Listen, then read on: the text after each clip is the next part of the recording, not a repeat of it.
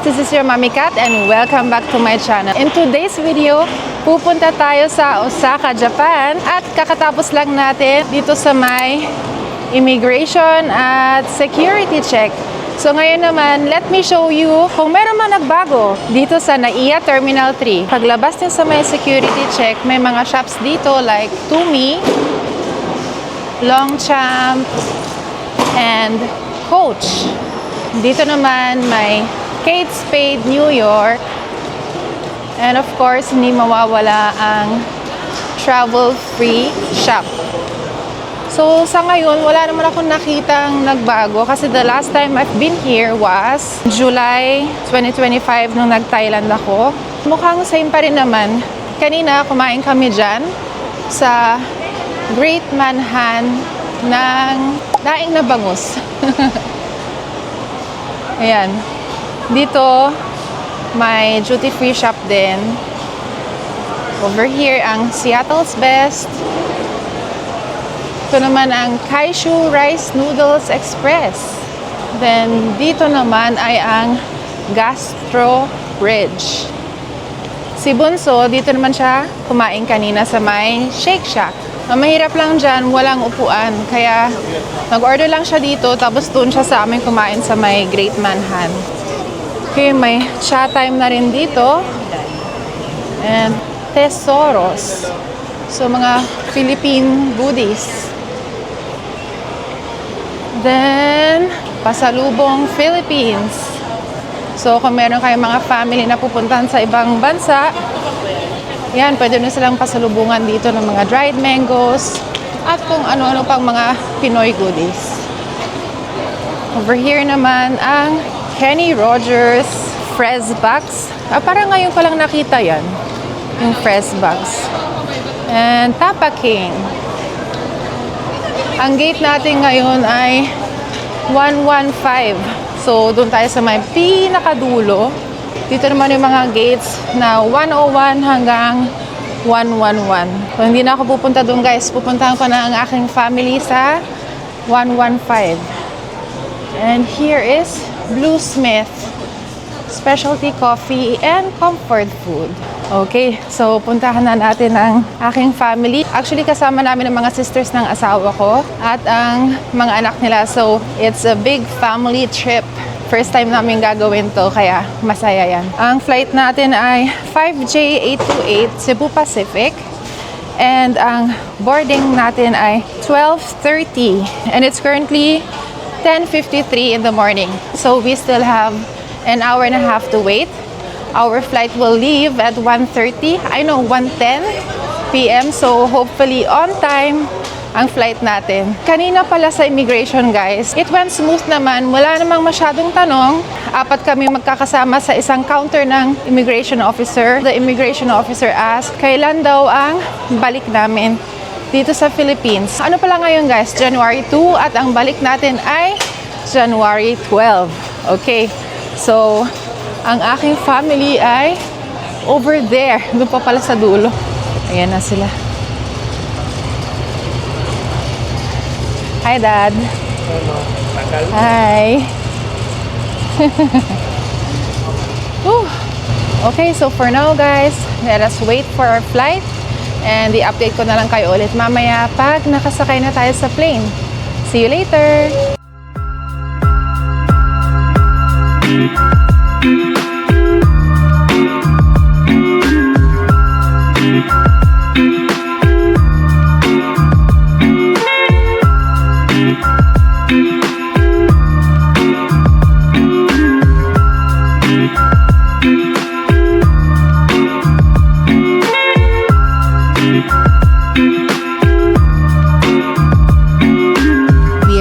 Finally inside the plane and we are about to take off for Osaka. So ang landing natin sa Osaka ay 6:20 p.m. Japan time. Ang una natin gagawin ay syempre hanapin natin ang ating hotel, which is Coco Hotel. Ilalagay ko na lang sa screen ang complete name ng hotel. I think we are going to take the train because that is the fastest mode of transportation going to our hotel. But let's see kung ano mangyayari. And by the way, ang aming wifi ay binook ko sa Klook. Lagay ko na lang din sa screen kung anong wifi ang binook ko. Pati yung link ilalagay ko na rin sa description box. Alright, so see you guys when we are in Osaka.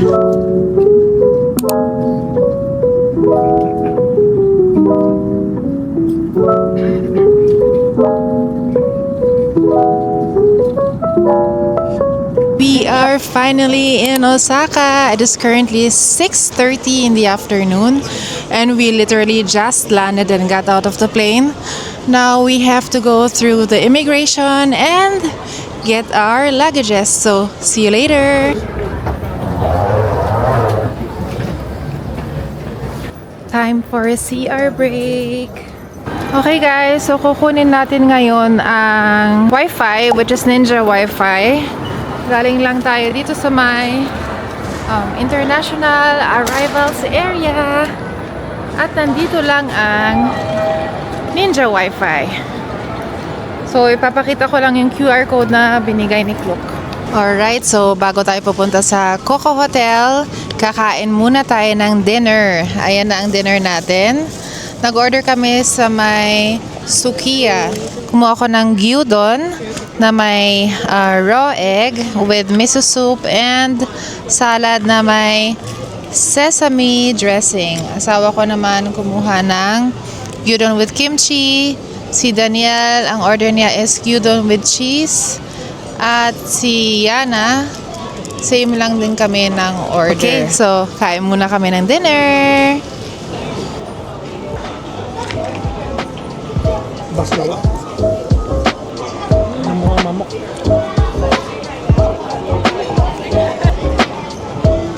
Ngayon lang tayo ulit makakain ng authentic Japanese gyudon. Kain tayo.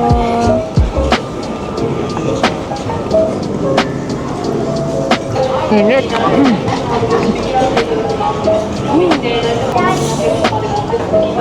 Sarap guys. Guys, so drugstore, pharmacy where all the beauty stuff is. So, sa mga darating na araw, pupuntahan natin ang mga ganyan. By the way guys, tomorrow pala, we are going to Kyoto first thing in the morning. Of course, isasama ko kayo kung saan kami pupunta. We are deciding if we're gonna take the train or the bus going to Coco Hotel, Osaka, Namba. Then mamaya ipapakita ko rin sa inyo ang ating hotel room. Kasama pala namin ang mga sisters ng asawa ko at mga family nila. So we are 11 in all. Okay, so figure out muna namin kung how we will get to the hotel. See you later guys!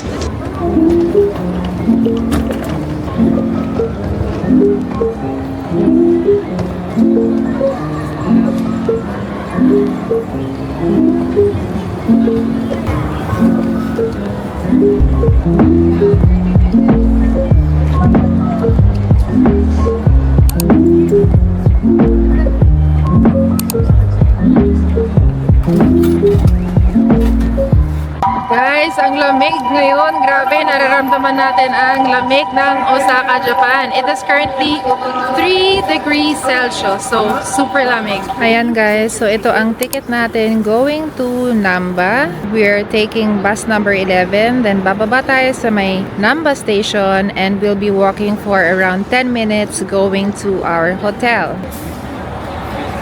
Ayan guys, this is our bus na going to Namba at nilalagay na nila ang mga luggages sa ilalim ng bus. Alright, let's go!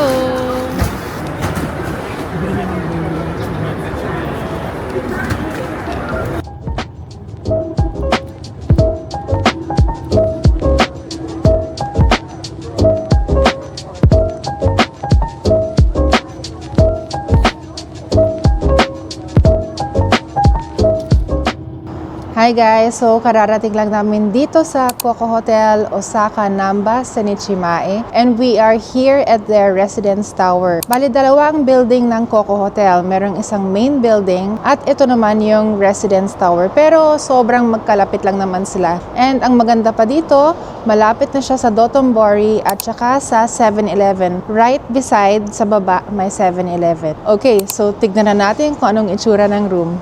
Ang room number natin ay 653. So, let's go at silipin na natin. Bibigyan kayo ng keycard para makapasok dito sa kwarto. Ayan na. Ang dilim. So, kailangan yung isaksak ang keycard dito. Ayan. Okay, so pag open nyo ng door, this is what you'll see. Here on the left side, may paghahangeran ng mga clothes nyo. Ayan. So, may provided na hangers, air forest, fabric, and room freshener. Then, over here, may safe. And may mga drawers where you can put your stuff. Ayan. Provided na rin ang 4 na bed slippers since 4 kami naka-check-in dito. Then over here, may washing machine. Provided na rin ng bath towels at laundry detergent. Dito naman sa my left side, may 2 room, which is the toilet, the powder room, and the bathroom. Okay yun kasi kung may kailangan gumamit ng CR at may nagsha-shower, at least hindi nagkakasabay. Ayan, of course, the ever-famous Japanese toilet with its magic buttons. And may provided na extra tissue. Then, over here naman ang kanilang powder room. Ayan. So, may mirror dito. May 4 glasses na provided. May hand soap. Ano ba to? Face and hand soap. Ayan. Andito ang sink. Provided na rin ang mga face towels and rag. Then, over here naman ang bathtub. Ayan. Ganda. Ang linis dito, guys. May shower na rin. And may stool. And, of course, provided ang body shampoo, hair conditioner, and hair shampoo. Ayan. So, it's very clean and nice. Then, over here naman, ang kitchenette. Ayan. So, may stove dito. May kitchen exhaust. May provided na electric water heater. Then, they have tissue over here. Andito ang sink kung saan nyo pwedeng hugasan ang mga dirty plates nyo. Provided na rin ang sponge and dishwashing soap. Then here, ayan, provided na rin pala ang mga cutleries. So, may spoon, may fork, chopsticks, ladle. Then, dito naman, ayan, may frying pan at saka pot. Then, here, meron na rin mga cups, 4 cups and 3 glasses. May strainer and bowl and may mga plates. At may knife din. Yan. Dito naman ang ref and microwave. So, malaki-laki din ang ref nila. Pwede tong place na to na pang matagalang stay. May freezer din. Ayan. Tapos dito ang kanilang microwave/oven. Ganda. Then dito naman ang dining table. Hi mga anak! Hello! Then may TV dito. And I don't know what this is. May parang tablet. Ayan. Then, dito naman ang 2 beds. I think double bed ang size nito. So, provided na rin ang pantulog. Ayan. 4. At may paganito sila. Okay, so if you want your towels to be changed, you have to put the towels inside this orange bag and hang it outside your door. Yan, ganda guys. Ito, tignan natin kung anong view natin. Yung mga buildings lang. Okay, so basically that's it. Let me give you a quick overview of the whole unit. Maganda siya, very clean, looks modern, cozy, and spacious. Para sa mga budget hotels dito sa Japan, ano na to, malaki na ang size ng room na to. So bumaba ako dito para ipakita sa inyo ang facade ng Coco Hotel Osaka Senichi Mae. Here it is. Ayan. So ito ang main building. Then over there, yung sa tabi ng 7-Eleven na may Coco signage, yun ang residence building. So doon kami naka-check-in. So if you're gonna book your rooms here, it's either you will get a room here sa may main building nila or dito sa may residence building nila na super lapit lang.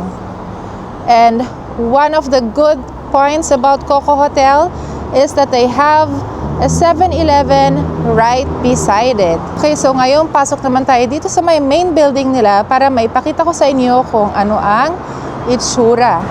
Alright, so ito ang kanilang reception area. Ayan, dyan kayo magta-check-in. Hello. Then, dito naman ang mga elevators. And usually, over here, ang kanilang mga free toiletries. Pero I guess, inaalis nila pag ganitong oras at re-refill na lang nila tuwing umaga. Ayan. So, ngayon naman, I'll show you kung saan kami naka-check-in para makita nyo lang kung gaano kalapit itong residence building sa main building. So, ito yung main building. Then, over here ang residence building. Ayan. Sobrang lapit lang. Mga 15 steps away. 15 to 20 steps away. Ayan lang siya. Okay. Nandito lang ang 7-Eleven. So, super convenient if you want to buy snacks or your breakfast, you can buy it over here. Okay guys, so that's it for the room tour. I'll be putting the details of this booking in the description box or maybe I'll put something here on the screen too. So ilalagay ko dyan ang complete name ng hotel, address, and how much we paid. We will only be staying here for tonight because tomorrow we are going to Kyoto. So for now, magpapahinga muna kami. See you later! Hello guys! At kakabalik lang namin from 7-Eleven at syempre, hindi natin kalilimutan ang Daily Konbini Haul kapag nandito tayo sa Japan, ano? So, ito yung mga nabili natin kanina sa 7-Eleven. Ipakita ko sa inyo yan one by one. So, the first thing I got are these Mintia mints. Yan, alam naman natin, pag nandito sa Japan, hindi pwedeng mawala ang Mintia. So, I got this Mintia in the Ultra Black flavor, Crystal Silver flavor, Fresh Lemon flavor, Refresh Blue, Fresh Grape, and Clear Plus Mild. Marami pa silang ibang klaseng flavors, pero so far, yun pa lang yung mga nakita ko sa 7-Eleven na nandito sa tabi ng Coco Hotel. Medyo maliit kasi yung 7-Eleven dyan, kaya siguro konti lang yung variety. Pero nakita ko itong Ohio na pudding. Never ko pa natikman to. Sabi nila masarap daw to. Then nagpabili si Bunso ng jelly na candy. Para siyang grape style. Tapos jelly sa loob in strawberry flavor. Marami ding flavors to. Like peach, grapes, and so on. She also got this pancake. Pancake with chestnuts. Daniel, chestnuts naman to. Pancake with chestnuts. Usually kasi yung kinukuha ni Bunso, maple syrup and margarine. Pero this one is with chestnuts. Then si Yana, ang aking panganay, kumuha naman ng chocolate chip cookies. And finally, nakita ko na to mga cheese na pwedeng ilagay sa mga cold cuts na platter. Ang expiration date nito ay sa August 14, 2026 pa. And this other one, cheese with camembert. Ayan. Then, kumuha din ako nitong cheese and prosciutto. Ang galing. Kasi yung prosciutto, nakabalot na siya sa cheese. Nice, no? And I also got this light na jelly fiber drink. Nakikita ko kasi sa mga vlogs na ito yung kinukuha nila if nahirapan sila mag number 2 and hinahalo nila ito with this, itong 5 mini. Ayan. So this will help you with your bowel movements. Last but not the least, I got a good ale which was a recommendation by one of the 7-Eleven staff. Tikman na lang natin if it's good. Okay, so that's it for today. Magpapahinga muna kami because tomorrow, gigising na naman ng maaga at pupunta tayo ng Kyoto. So it will be another exciting day tomorrow. And I hope you enjoyed this vlog. If you did, please don't forget to thumbs up, leave a comment below, and subscribe to my channel. This is your Mommy Kat, now signing off. Till my next one. Bye, guys! Mwah! Abangan yung mga susunod na Japan vlogs. Bye!